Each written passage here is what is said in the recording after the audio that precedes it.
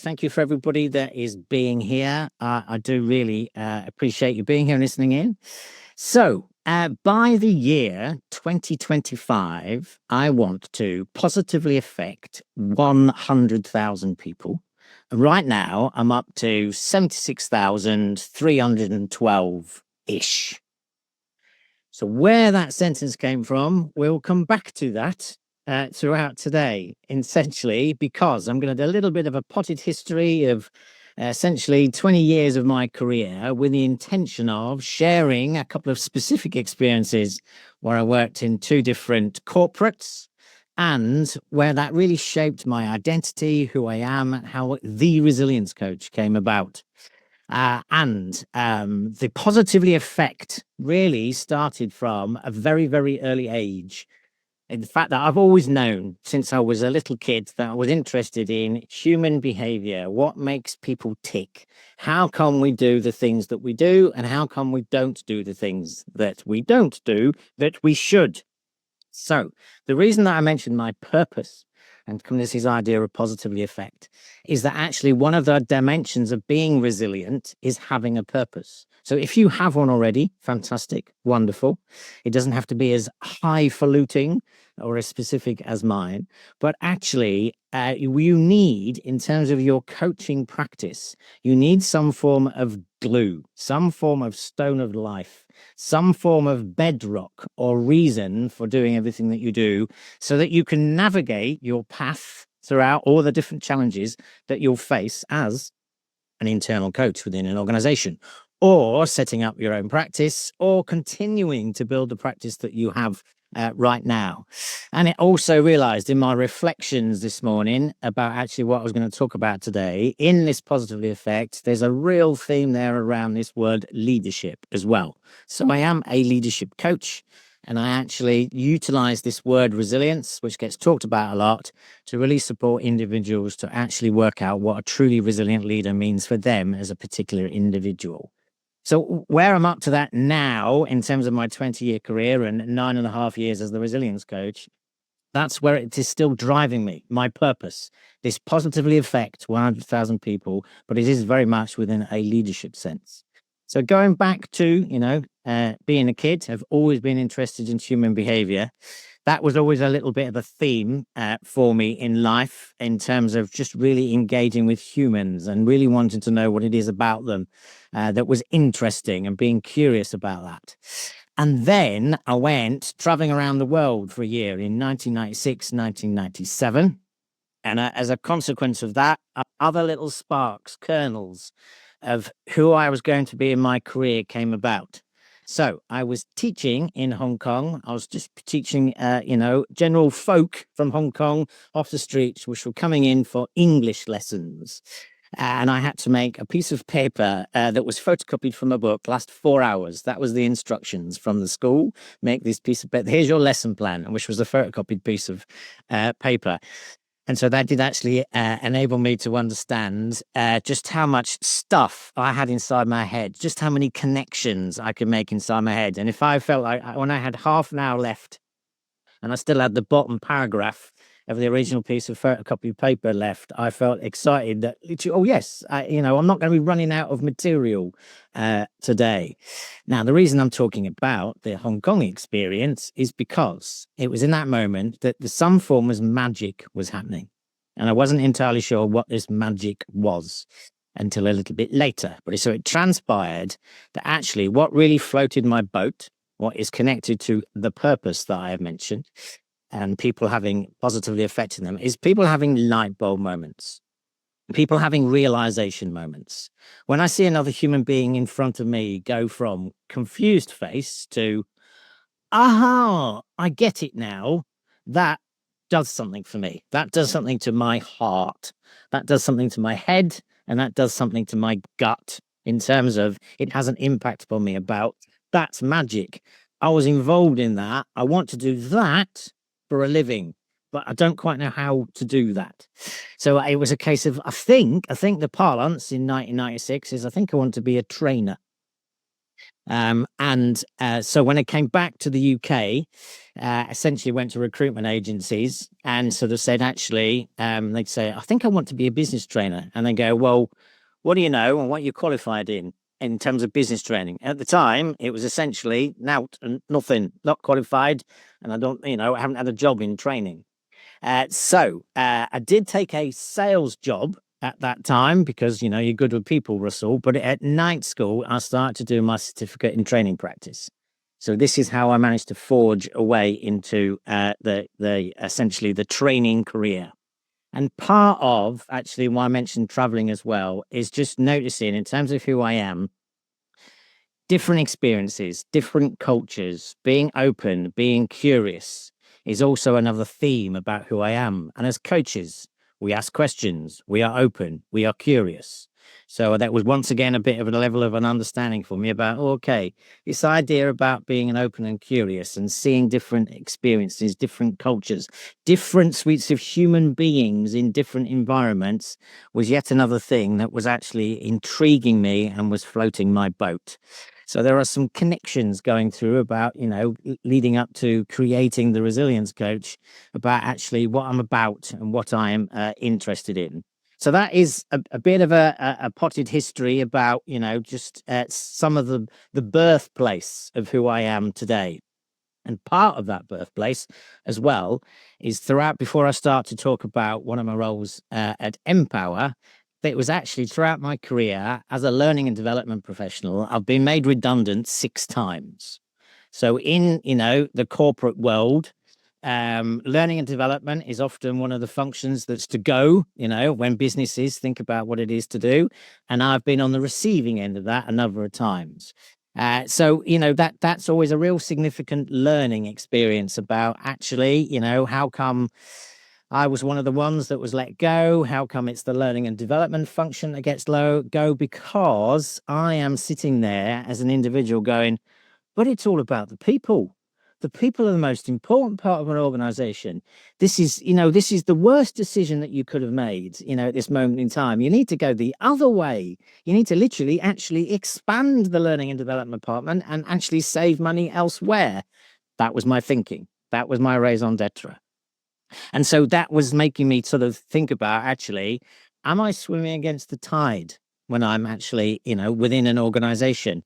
Am I sort of, am I wrong? Is it literally, are my thoughts and my beliefs and my ideas about actually what's important in life, actually the people, the humans, the potential leaders that lead an organization, if we take away the support from them, actually what are we doing as a business, So very much still, for a long time, I still have that opinion of like, it's about the people. Now, I understand life is about balance. So it's still about actually a triumvirate of people, systems, and process. I get that. I really do. But I also have the awareness that I've got a complete slant and a complete bias about it's about the people. So it's also in terms of you and your own practice about if you're an internal coach in an organization right now, it's actually where's your slant, where's your bias around these different things of people, systems, and process. What's your starting point? Where do you come from? Because that will inform how you face into the challenges that you've got as an internal coach and actually how you support your people. And actually, it will inform the questions and the curiosity that you've got, essentially, because as much as we try to, we absolutely do have a bias around our questions. As much as we can try and be as open as possible, that our life's experiences influences as to actually where we're trying to delve and what we're trying to pick into, what we're being curious about.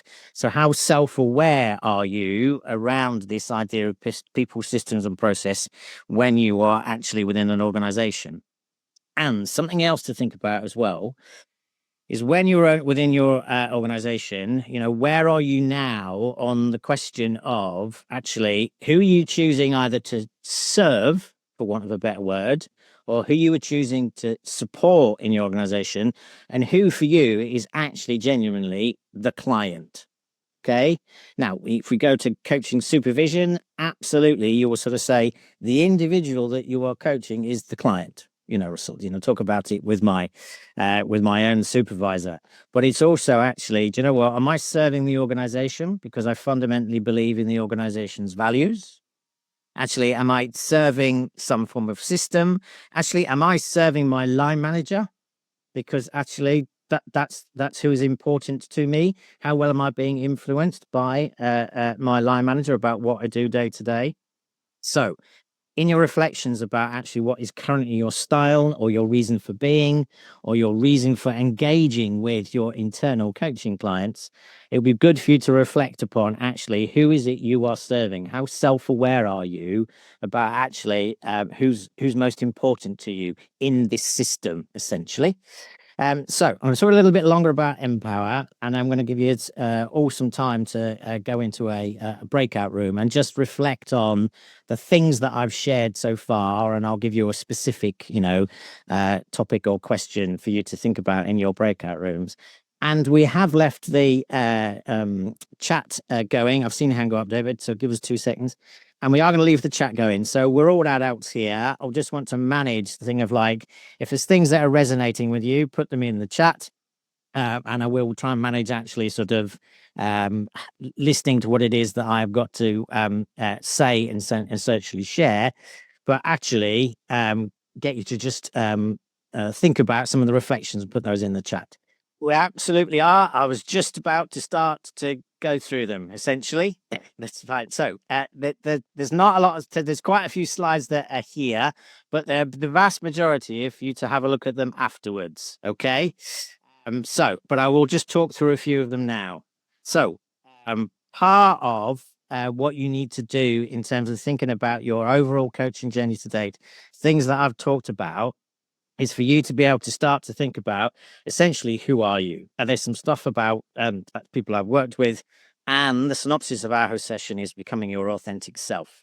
So there's a tiny bit on me. I'm going to just go through these very quickly. So what it'll be really good for you to do outside of this session is, as a result of reflecting upon today and the reflections you've done so far, is for you to think about what's your why, who are you, what are you doing, and how do you do it, essentially. So you can read these afterwards, essentially. But part of coming up with your coaching identity is for you to do your own why, your who, your what, and your how. And also, just a little sidebar. I know you'll all know this as fellow coaches, but to discover the why, try and avoid actually asking the question why. You remember when we ask human beings a why question, it can shut them down. It can feel accusatory and judgmental.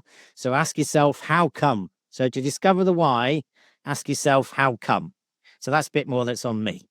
So you can read those afterwards. So we will be looking at this slide for a long period of time, essentially, because I just want to share with you different experiences around this. So far, to recap, I have a purpose: positively affect 100,000 people by the year 2025. Positively affect is about people learning. It's actually, I've got the realization it's very much about, it's got a leadership aspect to it. So positively affect people to be what on earth it means to them to be a resilient leader, because that is essentially individual to each person. I'm very much thinking about actually, the openness and curiosity and who I serve in terms of, is it about the organization? Is it about the individual? Is it about some form of system? But I know that I have got the slant for, do you know what? It's just about the human that is in front of me. So talking about my experiences at Empower, and then we'll put you into some breakout rooms just to start to have a reflect upon in terms of the things that I've shared with you so far. What's coming up with you, what's resonating for you, what are you finding, relevant, or what sort of light bulb realization moments you're having, or what things are really just actually having an impact upon you and resonating with you. So when I got my role at Empower, it was very simplistically, it was probably my first job role that I would put in the management training space. Okay. I'd been doing some general training. I was a modern apprenticeships training manager for an organization. But when I got the role at Empower, it was very much about actually, do you know what? I think I'm really starting to get to this place where I want to be, about doing some form of real meaty, worthwhile management training. And so there was a lot of facilitation. Probably there was a couple of different themes around. So it was roughly 6 or 7 years, I think I was at Empower. So that was a whole time in my life when I was really just doing lots of personal development. I was going lots of training courses.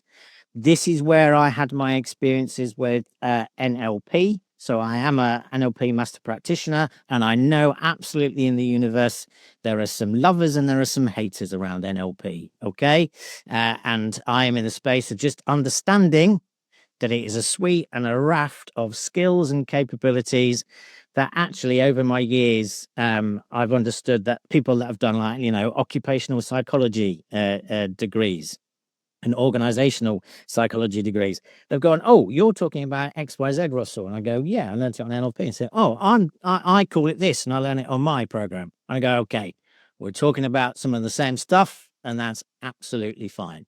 But I do know that it has a Marmite connotation to it around NLP. But that's when it just really, really opened my mind to a variety and different way of actually doing some sort of behavioral changes. And it was a really enjoyable learning experience for me around that. And also, one of the other themes around being internal empower, this is when for the first time, I experienced being tapped on the shoulder to go, "Russell, we think there's something good about you. Do you want to come over here and sort of get involved in these other projects?" So that was the first time in my life when I started to experience this thing of like, "Oh, people are noticing me. Okay. People are going, 'You're good, Russell, at XYZ. We want you on our team over here. There's something about you that's interesting and exciting.'" So that was marvelous and wonderful for one's ego. But then that also brought in, actually, there are some other people that I'm feeling like I need to please and I need to satisfy in terms of like who I am and what I am trying to achieve. So I got an experience of being on a business change team. So, I'm all about human change, and there was this enormous transformational business change team. So I got into all this sphere of like, oh, project management and change, and had mixed experiences around making sense around it. Another one of the taps on the shoulders essentially culminated in me doing probably one of the proudest things that I have done in my overall learning and development career. So at some stage, I became, it was just the job title was a people development manager, but it was actually a role which was a really broad role across the whole of the United Kingdom of Empower. If you're not familiar with Empower, it was a utilities company, and it was, at a German-owned parent company as well. Excuse me. So, one of the proudest things that I did at Empower, and once again formulated who I am and my experiences and what's important to me, is that I actually got to create from scratch two leadership development programs for two levels of line management and for an audience, excuse me, of 1,500 line managers. Now, one of the other backdrops to me being able to do this role, as I'd heard the message a few times, not always from the finance department, but quite often, finance operational department, the comment of like, "Well, we can never really measure whether learning and development actually has an impact. You can never really stick your finger on about actually whether learning and development's got value and why we needed to do it." So my intention was absolutely to go, right, I'm going to prove these people wrong.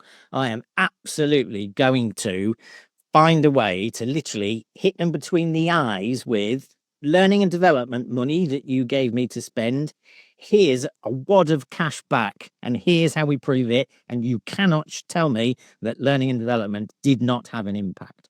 That was formulating exactly where I was at. So, as a result of that, one of my real significant challenges was the fact that there were when I started the role, which was a broad UK-wide role to get loads of different learning development teams together to work together. Essentially, how it was at the time is that each function essentially looked after their own learning development and had their own training people. So I would be coming along and going, do you want to come over here and play with me? Do you want to come together and do you want to collaborate? Okay. So I absolutely had to do loads of stuff of breaking down barriers to people wanting to work together. That was another backdrop to it. However, we eventually got there. We had a team of trainers, learning development professionals that were from different operational functions, and they all came together and we all worked together and collaborated on these two leadership development programs. And I had also heard the MD at the time mention in passing that they were also spending a lot of money on a continuous improvement program. So the principle of like lean, Six Sigma, business improvement. And just a throwaway comment of actually, I'm not seeing the value. I'm spending all this money on continuous improvement and I'm not seeing the value. And for me, that was a light bulb moment. So I went to the team of people that I knew that were doing this massive continuous improvement training program. And I said, let's connect what I'm doing with what you're doing. And let's absolutely demonstrate the impact that we can have. And so that's exactly what we did. The program for 1,500 line managers was overseen by the Institute of Leadership and Management. So I got involved in actually, there was assignments and marking assignments and us ourselves being developed as ILM facilitators. That was part of the journey. But the upshot of that was, I can't remember the exact figures, but I was essentially roughly given the budget of about 100,000, okay, to sort all of this out. And in year one, from everything that we did, we gave back to the business £4.2 million. Okay, which was verified by independent line managers, independent continuous improvement individuals, independent finance people. So I could actually go to the finance director and go, you gave me 100,000. Here's a spreadsheet with 4.2 million with names, proof, and evidence. What do you think about the fact that you cannot prove that learning and development has an impact upon the business?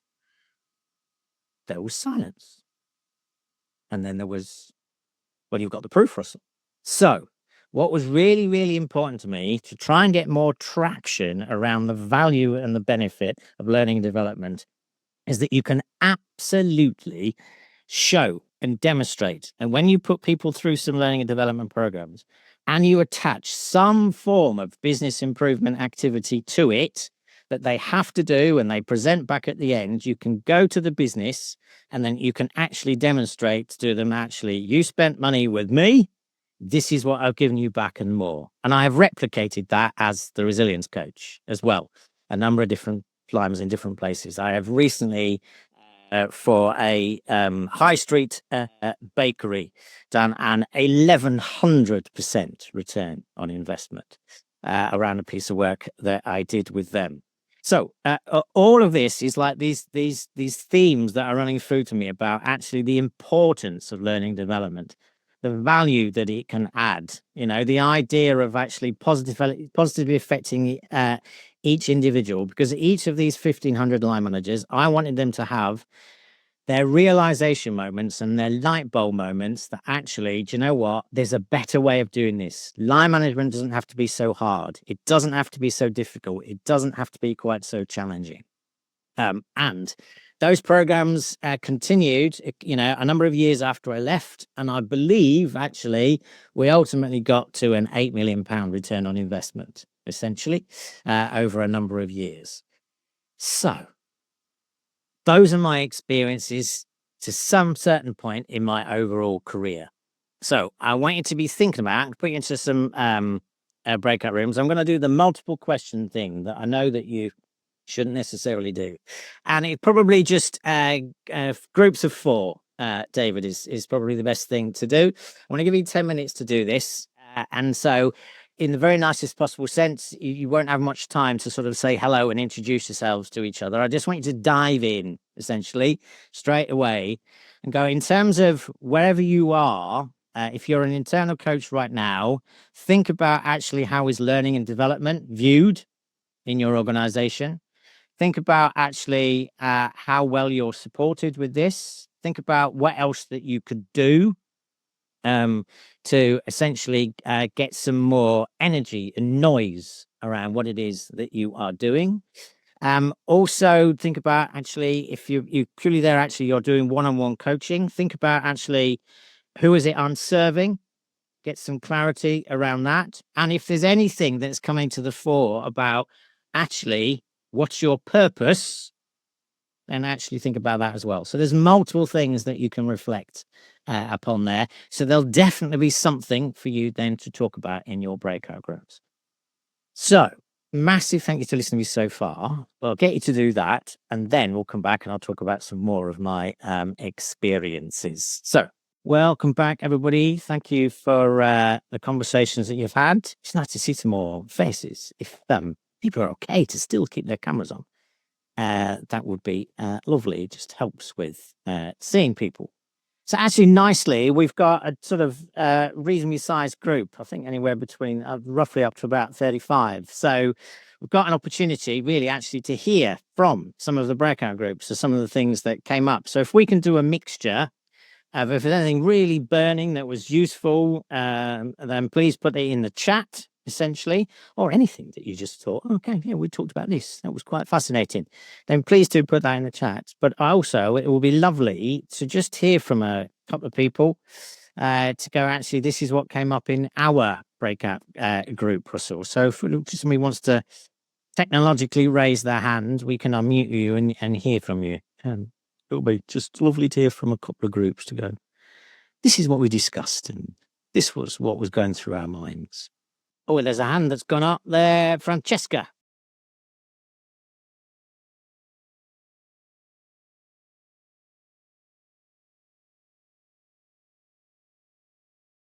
Yeah, absolutely, absolutely. And so that was a question that came up in the chat as well, and a few people working along this. So the tools. Hopefully, I'm answering the question properly. So because we had in Empower, we had the continuous improvement activities. So if people are familiar with, like, there's a proper process that you need to go through to think about making improvements in your business. So absolutely nail what the problem is. Okay. So, the 5 whys, absolutely, go crazy on processes, not humans. Remember, with human beings, it's how come, not why. With processes, it's why as much as you need to. So nail the problem, then actually nail what you want to do about it. And then one of the modules that we had on the 1,500 leaders and managers went through a program was actually literally what is creativity and innovation? How do you do business improvement? What's the best way to do it? You literally need to take a step-by-step approach to go nail the problem, understand what you're going to do, think about actually how you do idea generation. Don't let, think about the art of the possible that's in there, essentially. Don't suddenly, when you've got loads of ideas, just suddenly it's go back into default state of like, well, none of those are going to happen. It's like, be brave. How are you going to actually go, do you know what? That is a really great idea. That is the solution that we need to do. But yes, we have been told lots of times about, yeah, we're trying it, but it's still the right answer. So how do you actually make sure then you use the rest of the modular content and essentially this word resilience to go, this is the right idea, the right solution. So actually really understand what innovation is and how that's different to creativity. And innovation is enabling a business to take up your idea and take it forward. So each of these individual 1,500 line managers, what they did when they went through their program is that they were given the simple task of, like, you need to think about something that is within your area, that is in your gift, that you can do something about. You can make a change. You can think about it from a process point of view. You can think about it from a ways of working point of view. You can think about it from your line management style point of view. You can think about it within performance management. Okay. So you can think about it, actually, you honed your line manager as coach skills to change the performance of one of your individuals. And as a consequence of that, they're working differently and better. And actually the KPIs that are part of their job role, they're different, they're better. So it absolutely collects the data about, how are we currently now measuring what is not working? And if there's nothing already there as a measure, then create one. because we absolutely can. And even if you think about it from a, massively think about it from a behavioral point of view, what's we currently not doing now. And so our current suite of behaviors means that we have the information, the data, the research, the spreadsheets, the KPIs that shows that that's not where it should be and that's where it needs to be. So the data exists. Okay. It's always there, and sometimes it's just about actually we just actually need to say that that behavior is now our data. We've got to measure that's not happening, so what's the behavior that we want instead? And actually we can put a financial number to that when that behavior changes, that number shifts. It either goes up or down, or the percentage goes up or down. So there's your measure. So those were the tools and the measures that we did. So, and every single individual presented back their idea at the end of their program to a suite of people in the room. So there were their line managers, there was a leadership group, there was some continuous improvement people, and there was somebody from the finance department. And we all looked at it and went, yeah, it's real. It's real. And actually it happened once, which was beautiful. I can picture them. Ben. So I was sitting by his desk one day, and I just sort of said, "Oh, how's it all going? How's things happening?" And he says, "Yeah, I've worked on the continuous improvement idea, and we've come to the end of it. We did this, we did that, we sorted this out, we praised that, we've got £1 million improvement. Then we did this, and we sorted that." And so I went, "Stop, Ben, stop. What did you just say about £1 million improvement?" "Oh, yeah. We've given £1 million back to the business." I went, "Ben, come with me." And I took him to see the managing director, who was in the room across the way, and go, "Just tell him what you've told me." And he just relayed the story. And then I said to the MD, £1 million. And they went, "Fantastic, brilliant." So this individual was in terms of a hierarchical structure, was reasonably low down in the organization, and they'd literally looked at something, understood what it meant, and gone £1 million.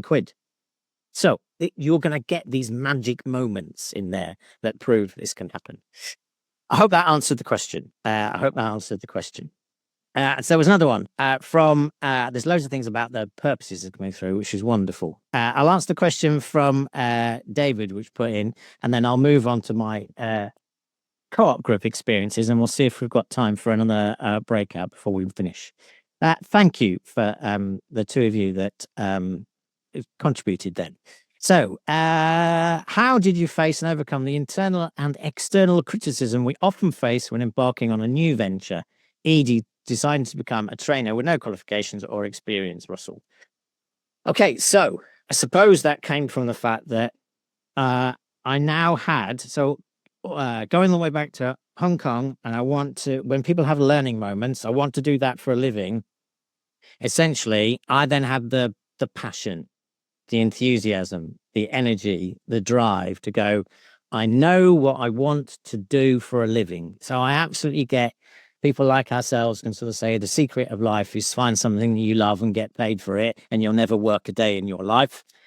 Okay, great. If you can achieve that, grand. I'm pretty much there an awful lot of the time in that space.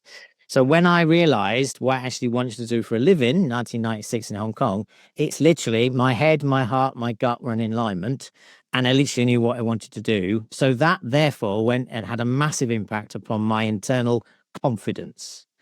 So at any time in my life when, people, they give you feedback, they criticize you, and absolutely we're in a feedback culture. So I'm asking for feedback all of the time from all of my clients, because that's how you do, continuous improvement. How well I receive that criticism or feedback at any particular moment in time does actually go down to my current confidence levels. So confidence is one of the specific dimensions of being resilient. And actually, one of the ways in which you build your confidence is to play to your strengths. So I have very much honed a positive psychology approach in everything that I do. Find what your natural energizers are and play to your strengths, and it builds a natural resilience and natural confidence. So how well at any particular time I'm playing to my natural strengths will be how I am able to face into criticism or face into, people having different opinions, or actually having to do that, some real reflections on actually here's what I am thinking, actually the right approach, or do I need to adapt, do I need to change? But at the time, when it's like you got no qualifications and no experience, that was practical, essentially, to go, well, I can go on a training course and I can start to get some experience, and I can actually start in my job role to just do some basic training myself. I can take on that mantle, I can take on that role. Okay, just thinking about a time, a few things to talk about, and then see if there's time to put you into another breakout, or we just actually have a whole group discussion around this. So there were a few roles between Empower and the co-op. So the co-op was roughly, my brain's not great at doing detail, so roughly 12, 13-ish, 14-ish years ago was when I went to the co-op. So co-op for me was a real experience around mixed messages about whether, what I was doing were the right things to do or not. All of those things I'd learned so far in my career about, it's about the people, it's about, the individual, and it's about leadership development. So the role itself, when I landed at the co-op group in Manchester, so they've got a massive history to them. So from a values point of view, I felt like I had landed home. Okay. That's just literally, they've got a ridiculous history to them. If you aren't aware of the co-op group, research the Rochdale pioneers and their birthplace and who they are and how come they do what they do. So from the real significant values point of view, that is where there's also huge opportunity to garner passion and enthusiasm. And there's also huge opportunity to make people angry and upset. Okay, so it was a real difficult balance to strike. That if the co-op group got something wrong and had a perception of it wasn't living to its values, my word, people do really get passionately upset. Okay, and rightly so, because it's about the core of who they are. So that was just a massive learning experience about the relevance, the importance of values. And then if you are ever doing a values piece of work, just the seriousness with which you need to do something about it and make a decision to go, are we really going to live to these values? Or we're going to have some wonderful conversations about them, put them on a poster, and then ignore them. Okay. It's you've got to decide as an individual, okay, actually, how well are my values aligned as an internal coach in the organization? If they're not aligned enough, are there enough things there for you to keep you there? Or is it the time to move on? Or can you satisfy enough of your values inside and outside of work? I don't mean being a different person inside and outside of work, because you can't do that, but just in your whole life, are you getting your values satisfied? So there's a massive sort of values piece in there. But when I arrived at the co-op, felt like I'd landed home in terms of a value system. And they still hold a good place in my heart. And I got just loads of really great messages about actually, you're really adding value to the organization, Russell. And my role was part of a large team, potentially around leadership development. So it was a wonderful role. My internal customers were a number of senior leaders. I had a number of different departments to look after, and colleagues looked after other departments. And essentially, what I used to do all day, every day, is walk around the new co-op building in Manchester and have cups of coffee and coaching conversations. It was beautiful. It was wonderful. It was just the most glorious smile on my face, all day, every day, essentially. That's what was going on.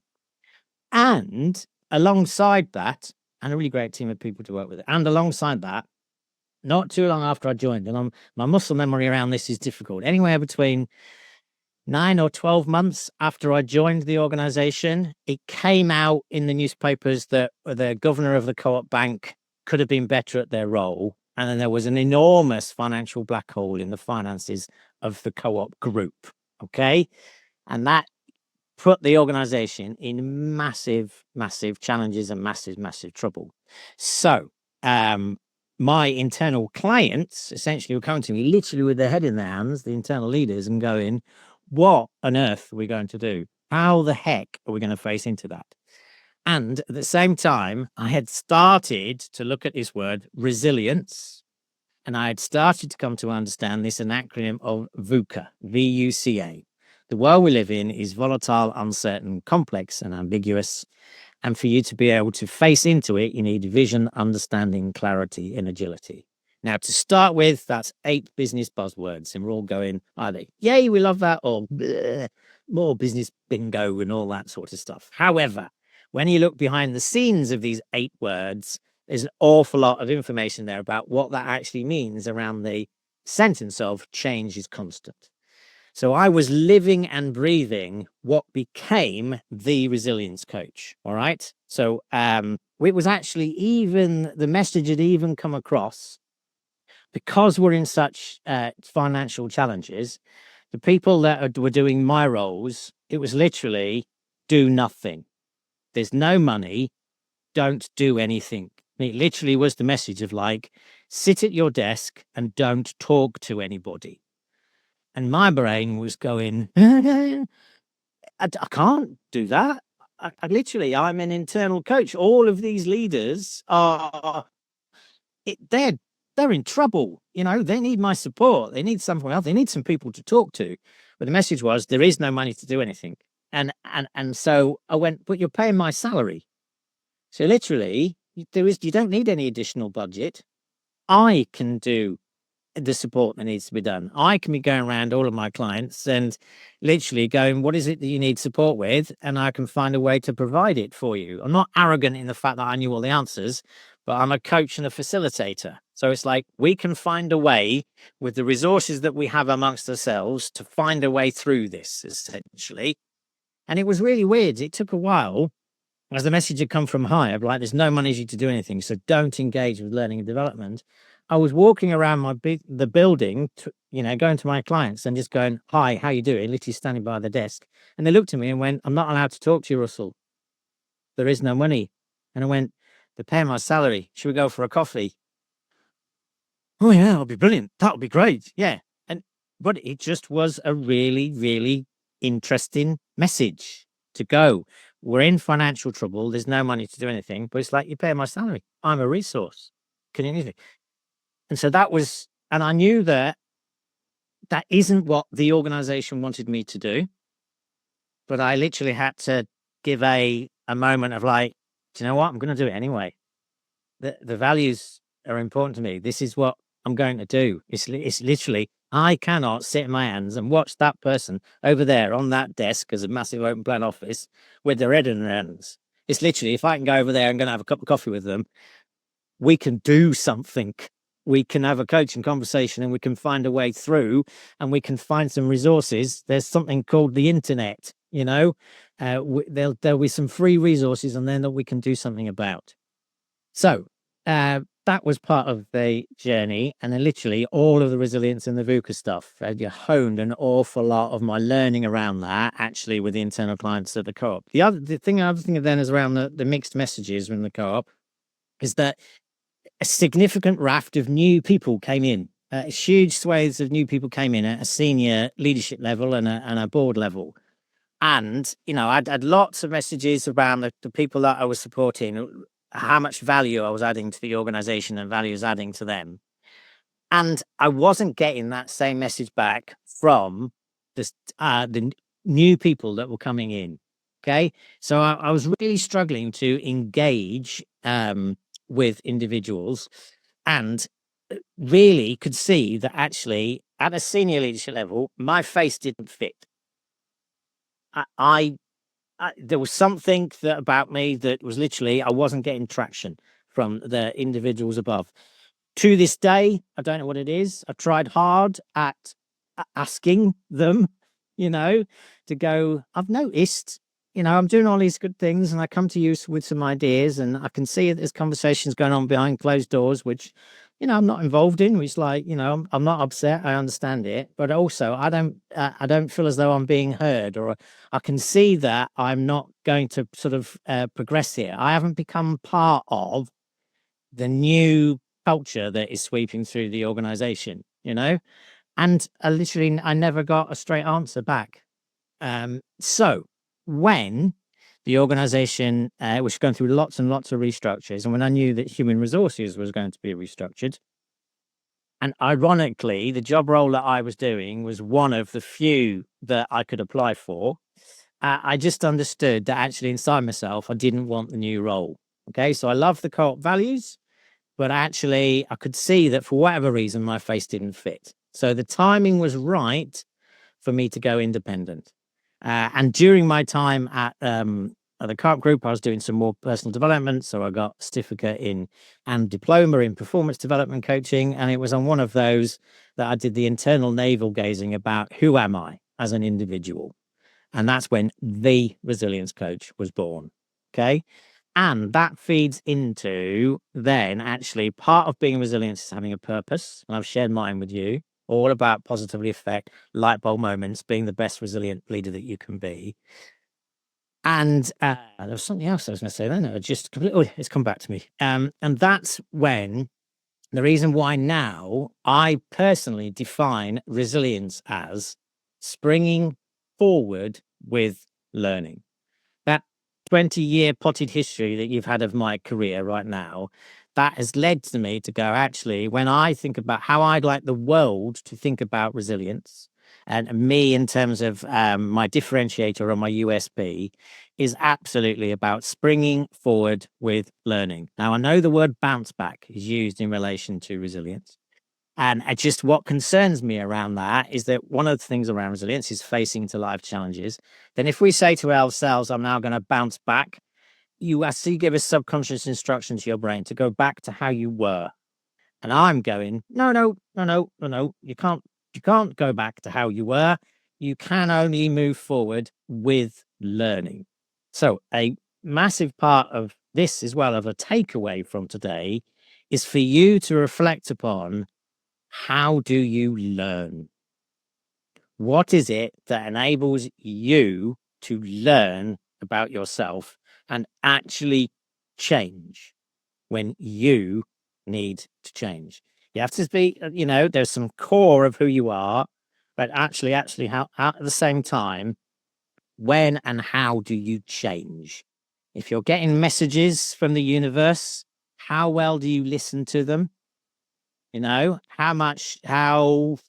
stubborn are you, for want of a better word? Sometimes stubborn is really good because you've picked a path and you know you need to stick to it. But actually, the other part of it is actually pausing and reflecting. So, how you behaviorally achieve springing forward with learning is from all of life's experiences. You need to pause and you need to recuperate and you need to re energize and you need to reflect. So, this is what I aim to authentically role model as the resilience coach. It's 9.5 years old now, and I'm still learning all of the time. But two of my real experiences, Empower and the co-op, they really formulated who I am as a coach and a facilitator and what became the resilience coach. So I am just looking down at, we have got 10 minutes left. So if people are willing, I think what would be wonderful and beautiful is to just open it up essentially to people, just comments, observations. My intention is to be thought provoking. So I would love to hear from you. For those that you've got your cameras on, there's been quite a few people that have been nodding away, and I've seen an awful lot of that. I've seen a fair bit of note taking about, oh, that's important. So, yeah, it's the case. Annette, your hand has gone up. Thank you. What's your comments and observations?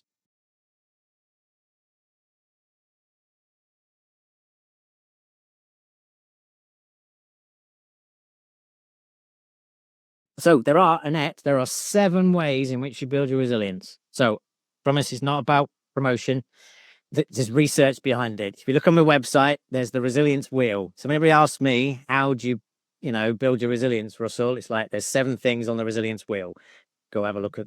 So it's theresiliencecoach.co.uk. Thank you, Annette. Lucy, your hand has gone up as well. Yeah, that's beautiful. Thank you. And so exactly in there, what I have found over time, so I'm not necessarily trying to make this a session all about resilience. It's about you as an internal coach and, finding your path. But because it's coming about resilience, this is great. I'm happy to talk about it all the time. So what I have found as well is that people don't know how resilient they are until they have to go through a challenging experience. So my philosophy is, okay, proactive resilience. So that's what I do with my leadership clients, to go, actually, how am I going to enable you to make the choice today in a way that's interesting and enjoyable and useful for you to engage with your resilience wheel now, today, before the challenging experiences come up. So proactive resilience is something that I actually aim to promote, that's out there as well. But yeah, unfortunately, we don't know how resilient we are until we literally, oh, this is a pretty challenging experience. So it is about these three lovely words of surviving, coping, and thriving.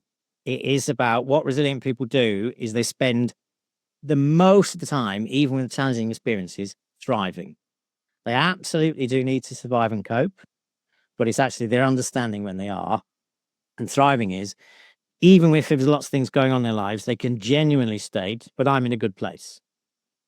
It's like, yeah, there's an awful lot going on. So resilience and VUCA, change is constant. But actually, I can genuinely state that I'm in a good place, essentially. And surviving is hanging on by your fingernails. And coping is a real broad spectrum of the answer to the question, how are you? I'm okay. Is it I'm okay on the verge of thriving, but all the way to I'm okay on the verge of hanging on by my fingernails, surviving. So there's a broad spectrum there. And the resilient people get into thrive more often. David Garwood, your hand has gone up. Who are you, David?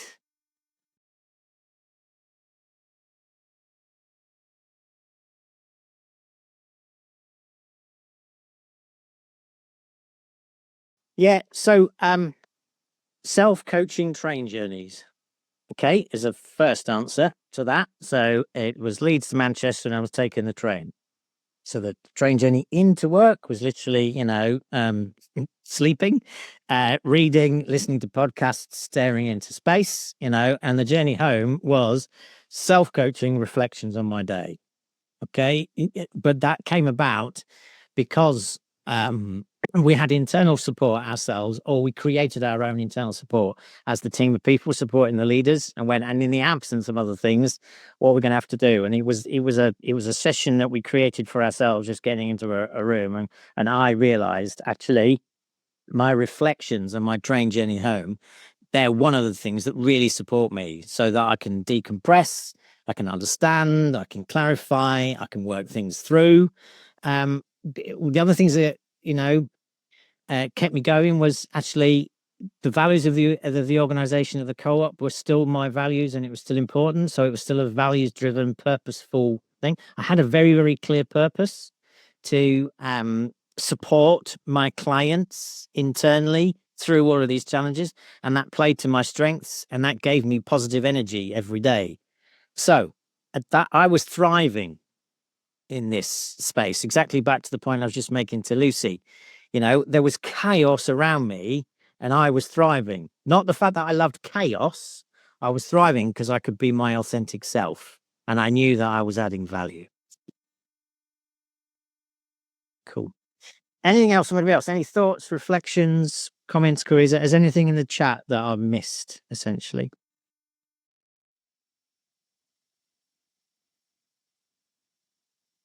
Cool. Alrighty. So, slide deck wise, the other thing I've put on here, I've put some testimonials on here. Now, the reason I've done this, I promise it's not self promotion. The reason I've done this is one of the things to think about is a case of measurement. Okay. So, how do you know when you are being your authentic self? Your measure is the feedback that you want to get from clients.